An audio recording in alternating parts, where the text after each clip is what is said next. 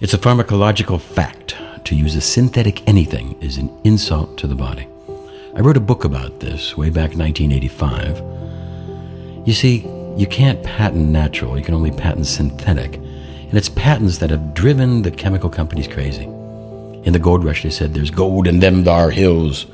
In the drug patent rush, there's gold in them thar pills. We're going to talk about proof of the synthetic drugs and how they're incompatible.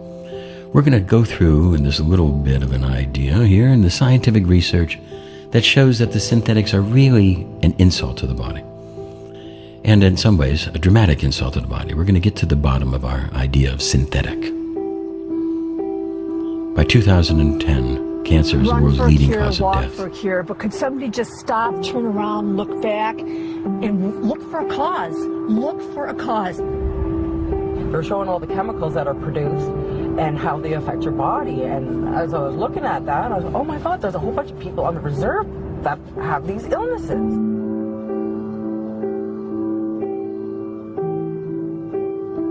If an agent has not been adequately studied, and I would add independently studied, it does not mean that it is safe. It's not safe. It's a pharmacological roulette. We don't really know. To play God is a sin, so I called it SINthetic. Now we're going to get to this proof. We're going to get into number one. See, the first idea is that in quantum electrodynamics, we know in photosynthesis, photons drive electrons into higher states. This is how we get plants to make those things, those foods that we eat and those natural medicines. It happens through the process of photosynthesis. Sunlight, through the natural master equation. And it comes in and you see that there's a higher energy in a plant atom than in a mineral. Above here we see natural vitamin C crystallized, and below the synthetic form. You see, it's greatly different. The outer electrons in the natural are at high energy states. They play with light, they reflect and reflect. Whereas the synthetic, it absorbs.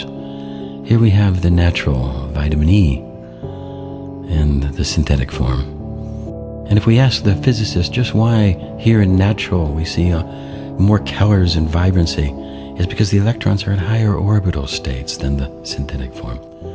This is the idea of quantum electrodynamics and the connection of photons and electrons. And the drug companies do not know how to do this. So in quantum electrodynamics, we have proof that the synthetics are not the same. They are an insult. They have lower energy and they do not do the same work. Now, number two. The synthetic drug companies use antiquated reductionism. They don't really test all the different side effects, and they don't really look at the complexity or the fractal nature. If we take all the grains of sand times all the stars in the sky, there's still more electrons in one human body.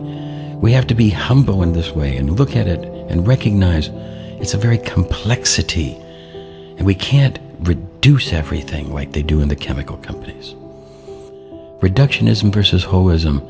And we need to do a little bit of both, but right now, you see, they're not really thinking about the whole and all the things that get onto the camel's back. And the camel says, oh, that's the last straw, and the last straw broke his back. He doesn't really look at the whole big, giant picture of all the burden. Let's look at now at number three. There's no study that really shows the synthetic completely equivalent. They're equivalent at a little bit, and not all.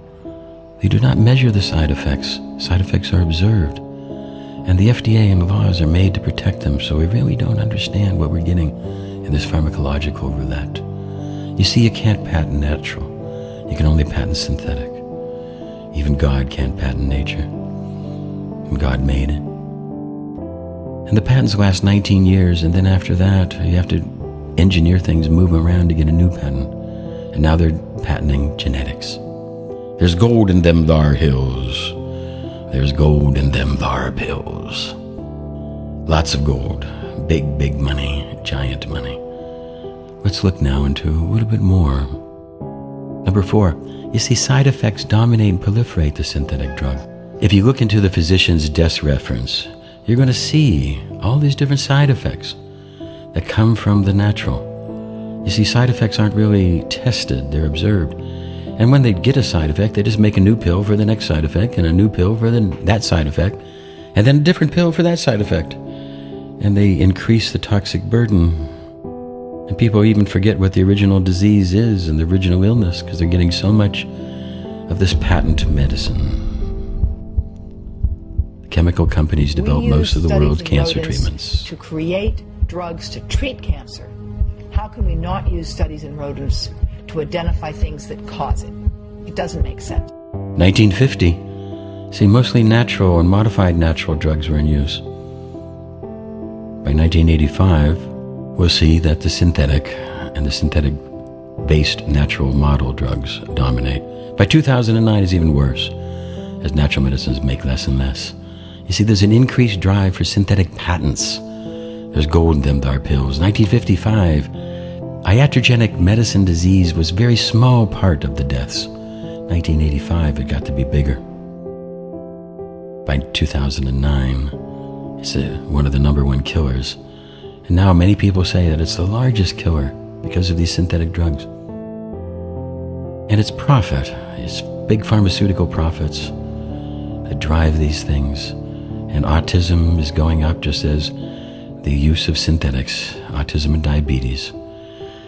In the original, one of the original things was diethylstilbestrol, and it gave a neoplastic growth to all the daughters of the people who used it. There's many different compounds that have been used and taken off the market, and all the different crazy side effects that come out of these things. All in the idea of the pill being the future. And Prozac has been dramatically associated with mass murderers losing touch with reality, and different drugs that have been taken off the market. And less than 1% is really even reported. And what about when the drug companies' profits outweigh the small penalties? Then we get death by drugs. It's really an incredibly complex, bad situation we have to deal with. All these different compounds that are creating disturbances, adding to the toxic burden.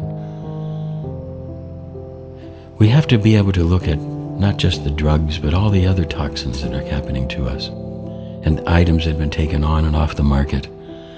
As these things are not really fully tested, they're tested in the marketplace. They're tested for their effects, but they don't really test their side effects. They observe them, and people are dying. 20,000 people die each day from drugs, and the drug companies want people to remember, take your medication. And as synthetic chemicals go up, there goes autism. Not really the vaccines. We must be able to look at this and not just say fuck it all. There's other ideas about the synthetic. Let's get into the next one, number 5. You see, now we know that synthetic foods are dangerous, and we're not going to use those foods. And it's just a little jump of our consciousness to realize that the synthetic drugs are the same. They're creating these different diseases. And if we had a synthetic on the menu, we wouldn't order it. But in hospital menu, we don't have a choice. We have to choose that synthetic. The world's leading chemical companies develop genetically modified foods now. Les 8 compagnies du monde qui font des OGM sont les 8 plus grandes compagnies pharmaceutiques du monde et sont les 8 plus grandes compagnies de pesticides du monde.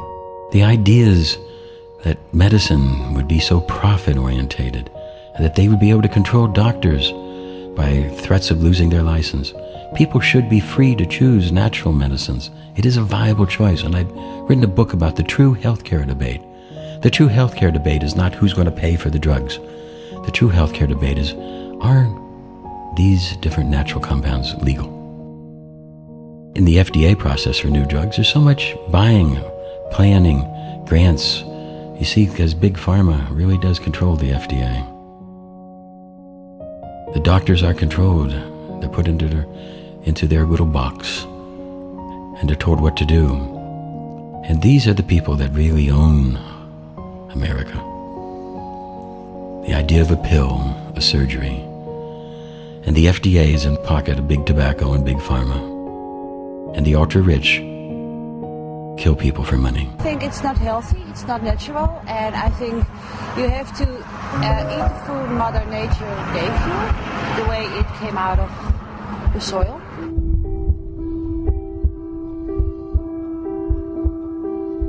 I have no evidence that it's affecting anyone locally, health-wise or any other way. If somebody could prove that these GMOs are dangerous, a really good proof that, of course, it would be very positive because he would have arguments that nobody else has. The real question is, can anyone prove that they're safe?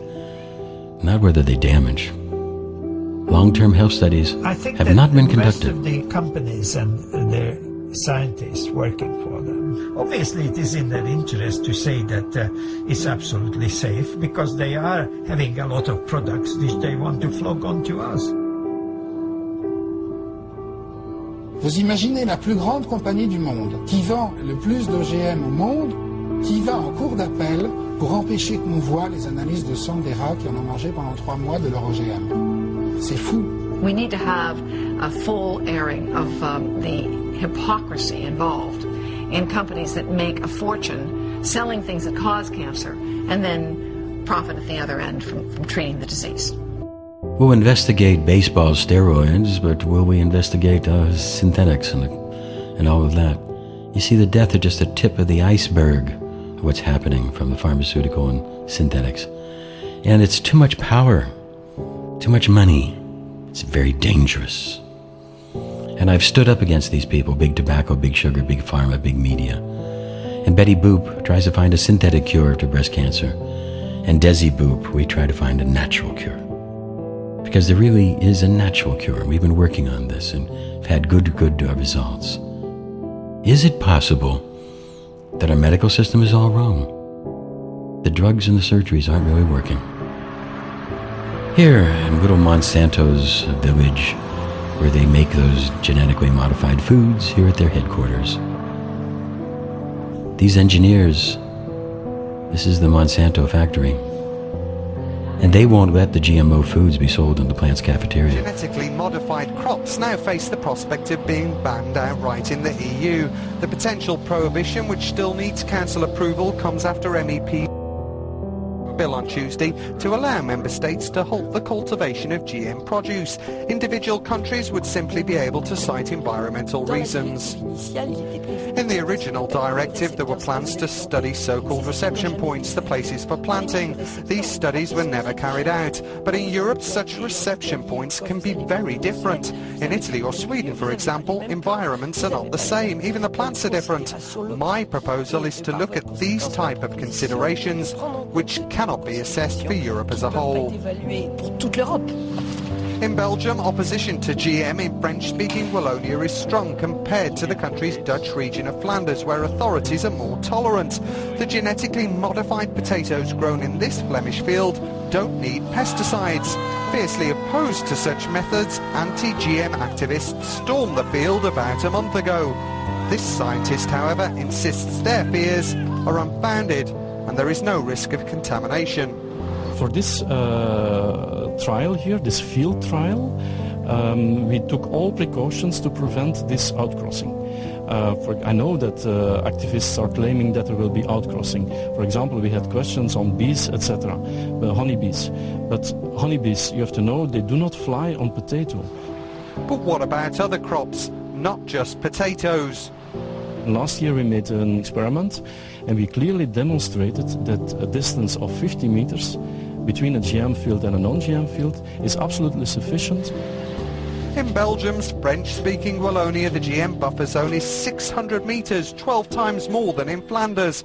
But what if one day genetically modified potatoes become commonplace? How would people like their chips? With or without GM? Definitely without. People have a fear of chemicals, and Europe has fought to preserve choice. And America has just bowed down and taken it up the butt from the chemical companies. There's gold in them thar bills, and they push and control everything. While the US has suspended its WTO right to retaliate in a case against the EU over GMOs, Washington's top trade official Susan Schwab has attacked European resistance to the products as being unfounded. She said governments are making non-scientific decisions to keep products out. There is no science. You see, the canary children are in the synthetic chemical of the mind, and it's our children that are going first with the different childhood diseases. The quote attributed to Einstein is that if the bees are gone, humanity has 4 more years to live. Because if the bees go, the pollination goes. If the pollination goes, our food goes, and that's the end. Einstein said it supposedly much nicer, but that's what I remember about it. Yes, it is true. We're losing the bees. Honeybees have some capabilities as pollinators that make them very, very important to ecosystems and very, very important to agriculture. What we're observing around the world is that bee populations are declining, that it becomes harder and harder for beekeepers to maintain their colonies. We're creating monocultures, we're reducing the variety of food sources, and especially pollen sources available to the bees. We're spraying pesticides, we're treating the seed. Bees are insects. It's very hard to come up with insecticides that kill the pests and leave the honeybees alone. And so the more you rely on this type of agriculture, and it doesn't really matter whether the pesticide is sprayed or whether the seed is treated with it and the plant then expresses it everywhere, or whether the plant is genetically modified to produce the insecticide itself. In all of these cases, bees can come in contact with it and be affected. And they try to tell us to be good Americans who don't think and put the blinders on. But synthetic allopathy, non-holistic medicine, has become outdated. The war on drugs, well, drugs are winning.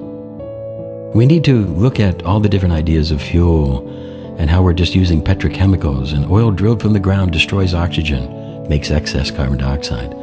It's expensive, dirty, and it pollutes the air that we breathe. There's dysfunctional, dirty petrochemicals that are creating burdens on our children, making autism, where oil from plants will reduce the carbon dioxide, add oxygen, make everything clean. We need to get back to a situation of a high-tech agriculture so that we can have a healthy society, a growing society, because here is where nature has its magic, and the energy of the sun touching these plants, making them blossom and grow, giving the different chemicals high energy through the process of photosynthesis, quantum electrodynamics, giving that magic energy that we don't really understand. We can't make it. The synthetics are a sin. They can be used, but not used in the dramatic form that they're being done today. We need to recognize that we have the ability to grow our medicines, to grow our oil, and bring America back to a place of strength and non-dependence. This magic, this majesty of plants, and the harmony of plants, and the consciousness of the planet is what the future needs to be.